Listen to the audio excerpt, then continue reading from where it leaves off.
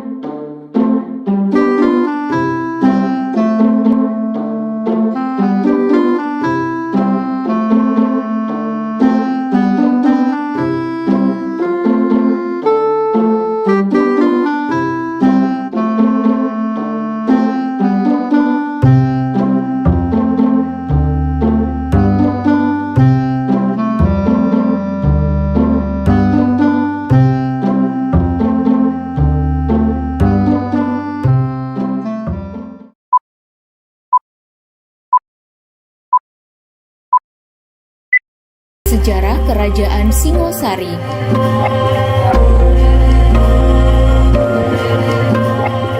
Kerajaan Singosari merupakan salah satu kerajaan bercorak Hindu-Buddha yang berpusat di sebelah timur Gunung Kawi, Malang, Jawa Timur.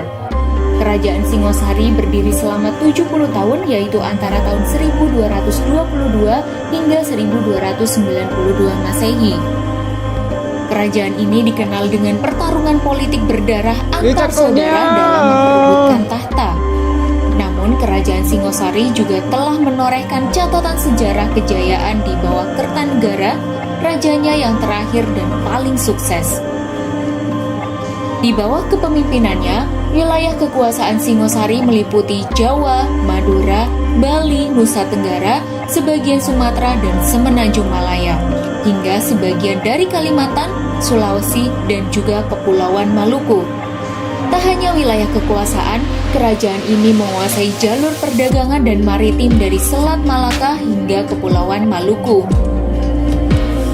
Selain itu, Kerajaan Singosari juga berhasil mengusir ancaman Kubilai Han, Kaisar Mongolia saat itu. Ini adalah prestasi yang membanggakan karena tidak banyak daerah di Asia yang berhasil melakukannya.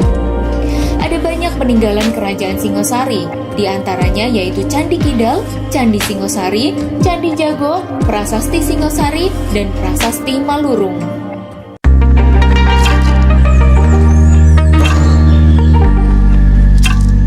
Jika kita lihat sejarahnya, Kerajaan Singosari didahului oleh Kerajaan Kadiri dan digantikan oleh Kerajaan Majapahit. Nama Kerajaan Singosari yang sesungguhnya ialah Kerajaan Tumapel, dengan ibu kota bernama Kutaraja. Pada tahun 1253, nama ibu kota tersebut diubah menjadi Singosari. Akhirnya Singosari justru lebih dikenal daripada Tumapel sebagai nama kerajaan.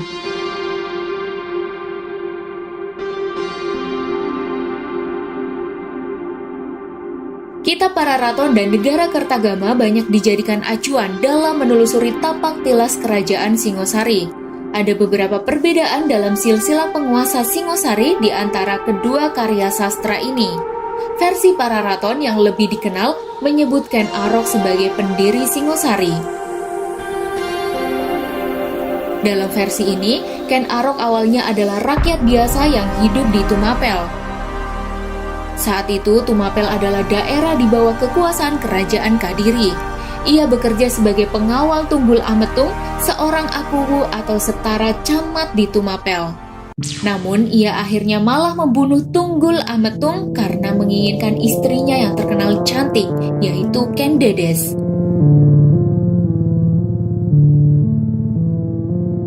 Ken Arok pun menjadi akuwu Tumapel yang baru. Tak puas, ia mendirikan kerajaan Tumapel yang memisahkan diri dari Kadiri. Hebatnya, ia berhasil menaklukkan Raja Kertajaya dari Kadiri dengan dibantu oleh para Brahmana yang berseteru dengan sang raja. Ken Arok pun menjadi raja pertama Singosari di usianya yang ke-40. Ia bertahta selama 25 tahun sebelum akhirnya dibunuh oleh Anusapati, anak Tunggul Ametung di tahun 1247 Masehi.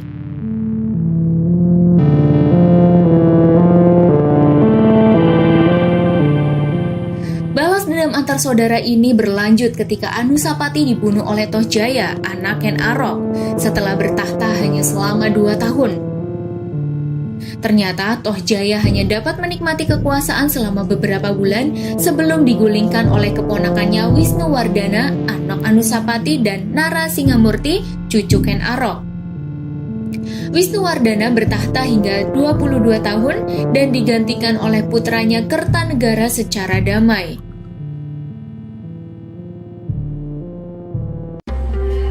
Di bawah kepemimpinan Kertanegara, Singosari makin sejahtera dan berkembang. Dari masyarakat sekitar Sungai Berantas yang bergantung pada pertanian, Kerajaan Singosari berhasil membangun bidang pelayaran dan perdagangan yang kuat. Mereka menguasai perdagangan rempah, beras, emas, hingga kayu cendana. Kesuksesan Singosari terdengar hingga telinga Kubilai Han yang kemudian menuntut Singosari untuk menjadi daerah bawahannya. Untuk mengatasi ancaman Han, Singosari menjalin kerjasama internasional dengan Kerajaan Champa atau Vietnam.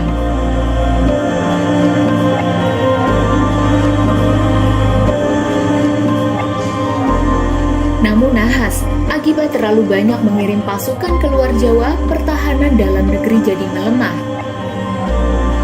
Jaya Katwang, Bupati Gelang-Gelang, memberontak dan berhasil membunuh Kertanegara di istananya pada tahun 1292. Jaya Katwang mengakhiri riwayat Kerajaan Singosari dan mengumumkan dirinya sebagai Raja Kadiri. Masa kekuasaan Jaya Katwang tidak bertahan lama. Dirinya dikalahkan oleh Raden Wijaya, menantu Kertanegara, yang memanfaatkan kedatangan pasukan Kubilai Han di tahun 1293. Raden Wijaya mendirikan Kerajaan Majapahit yang merupakan kelanjutan dari Singosari. Ia menyatakan diri sebagai anggota dinasti Rajasa yang dimulai oleh Ken Arok. Alamak.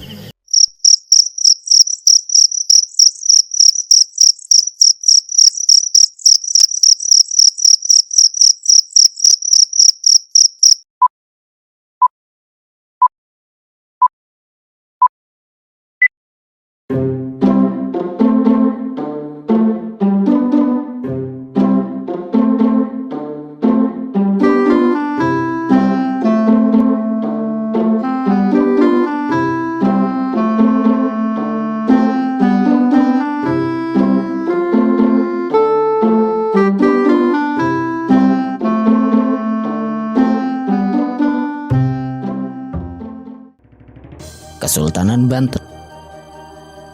Bagian 2. Berdirinya Kesultanan Banten. Tahun 1552, Fatahillah meninggalkan Banten dan pindah ke Cirebon. Kepemimpinan di Banten kemudian dipegang oleh putranya, Maulana Hasanuddin. Peralihan kepemimpinan ini menandai sebuah era baru, Kesultanan Banten. Secara resmi, Sultan Maulana Hasanuddin menjadi sultan pertama di Banten. Sultan Maulana Hasanuddin membangun pusat pemerintahannya di wilayah yang diberi nama Surosawan. Di tempat itu pula dibangun sebuah masjid besar. Masjid tersebut masih ada hingga sekarang dan dikenal sebagai Masjid Agung Banten. Masjid besar tersebut tidak hanya sebagai tempat peribadatan, tetapi juga sarana pertemuan sultan dengan rakyatnya. Sultan Maulana Hasanuddin mampu menghilangkan sekat-sekat kekuasaan yang melekat pada dirinya ketika berhubungan dengan rakyatnya. Karena itulah, Sultan Maulana Hasanuddin dijuluki Panembahan Sabakingking. Artinya adalah pemimpin yang bijaksana dan diterima oleh masyarakat dari mana saja. Selain menyebarkan Islam, Sultan Maulana Hasanuddin juga memperluas wilayah kekuasaannya.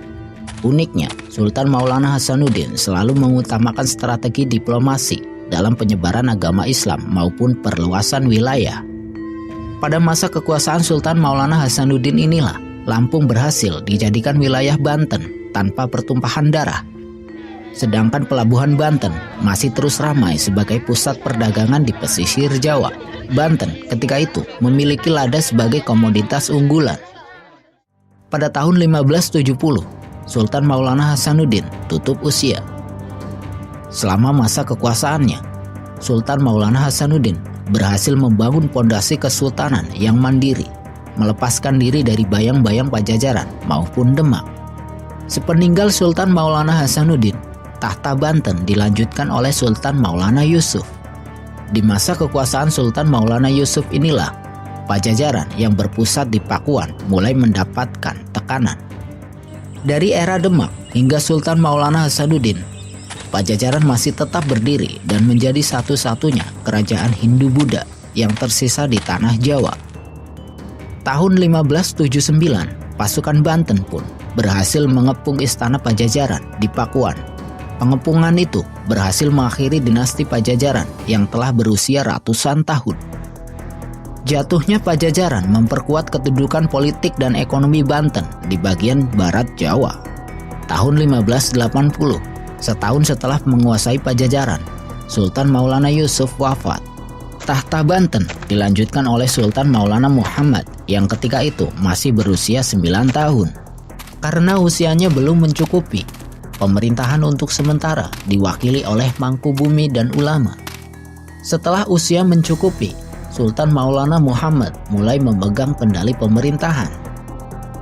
Pada tahun 1596, Sultan Maulana Muhammad memimpin ekspedisi militer ke Palembang.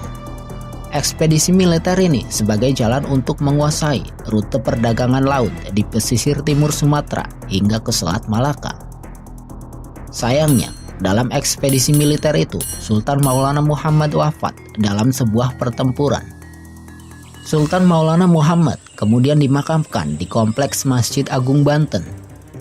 Sepeninggal Sultan Maulana Muhammad, tahta Banten dilanjutkan oleh putranya, Abul Mufakhir Mahmud Abdul Qadir, atau yang dikenal juga sebagai Pangeran Ratu. Ketika itu, Abul Mufakhir Mahmud Abdul Qadir masih berusia 5 bulan, sehingga jalannya pemerintahan diwakilkan kepada Mangkubumi dan ulama. Pada tahun 1596 pula, bangsa Eropa lainnya merapat di Jayakarta. Di bawah pimpinan Cornelis de Houtman, armada dagang dari Belanda itu akhirnya menemukan rute pelayaran dari Eropa hingga ke jauh sebelah timur mereka, Pelabuhan Jayakarta.